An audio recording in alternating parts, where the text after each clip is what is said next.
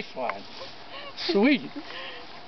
Hi, welcome to Twig Archery. I'm John. This is my daughter Beverly. Hi guys. And we're here today to help out some beginners on a few shooting tips that might help you, shoot a little bit better.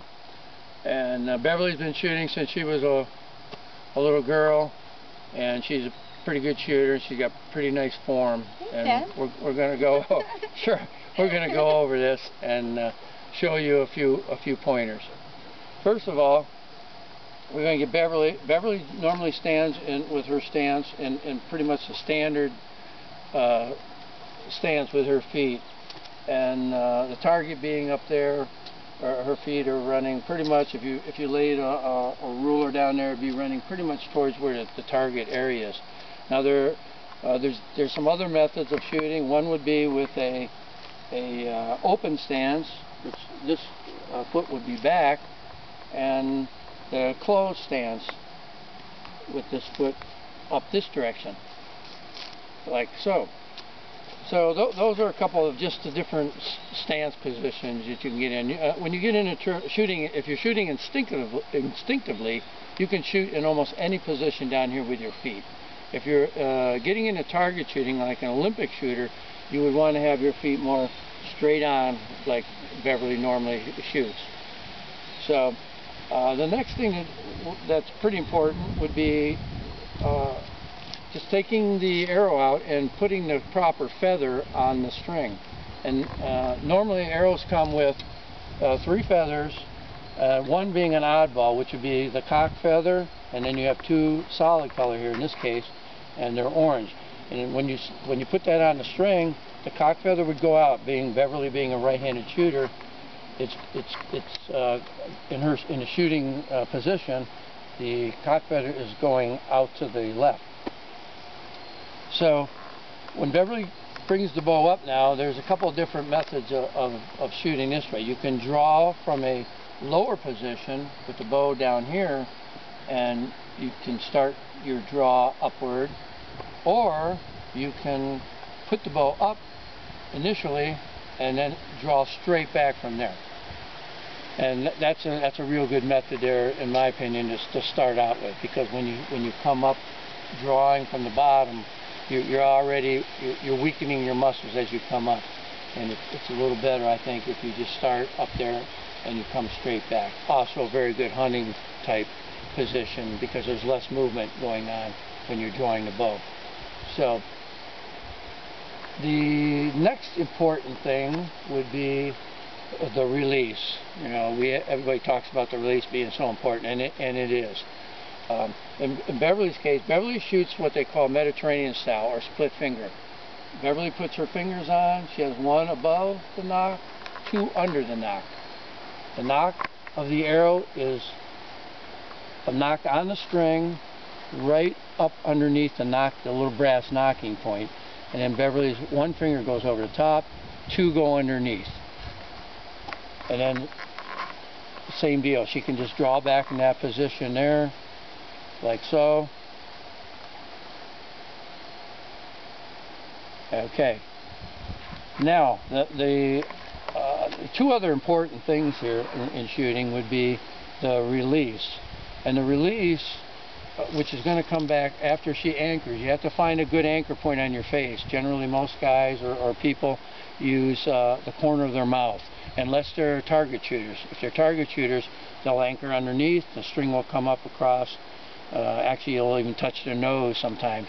But basically today we're talking about instinctive shooting, and those individuals generally anchor to somewhere around the corner of their mouth.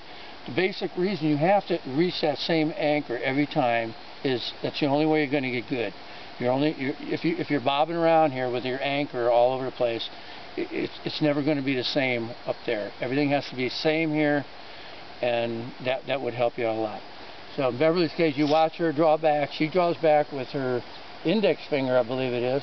Yes, the index finger right to the corner of her mouth. So she's got a real good anchor there. You see her elbow up here? Just about perfect, coming across there like that. You don't want you don't want this coming down. You don't want it going up. You can relax, Beth. And so that's critical there. Now when you do release, rather than Bev trying to do it, we're going to show her here in a second here, but basically when you release, the hand, your elbow should be up, not down, not way up there like that. It should be just pretty much level with your arm and everything. And you're putting stress coming this way, because that would keep the arrow on the shelf. And I know a lot of newcomers have a little problem with that arrow jumping off the shelf. And Bev will show you what we're talking about here. You watch the arrow on the other side of the shelf, over on the other side here, and see how it comes off there. And a lot of beginners will fight that. And that's because that's coming from the right hand here. Okay, Bev, let her down. That's coming from the right hand here, of twisting the string inward, or I would say counterclockwise. And that will force that off. So you have to try to remember to put tension on the string when you're drawing it back, and force the string this way a little bit. And you'll see, Beverly, it stays on there nice. Okay. So that's very important there, and that will eventually go away for everybody when they're beginners. That's just normal. That happens. It's nothing to worry about. But the more you shoot, that'll eventually go away. So the release, back to the release again, is very critical. The release coincides with this bow arm. This bow arm very critical here. When Beverly puts her bow arm up there and she's at full draw, she doesn't want this bow wobbling around her. You want to keep a firm elbow here and control this until the arrow is already to the target area. Because this whole arm here and hand is basically an aiming device, so to speak. And that's why we like, with traditional, most people like to shoot off the shelf here, like we're doing on this bow. We're shooting off the shelf. We don't have a raised rest here. By shooting off the shelf, that keeps the arrow close to your hand here, which is an advantage for instinctive shooting. And now we get back to the release. On Beverly's case, we're going to let Beverly shoot one in there, and we'll see what kind of release she comes out with here, and I can either criticize it or say it's a good one. So go ahead, Bevan, shoot one in there.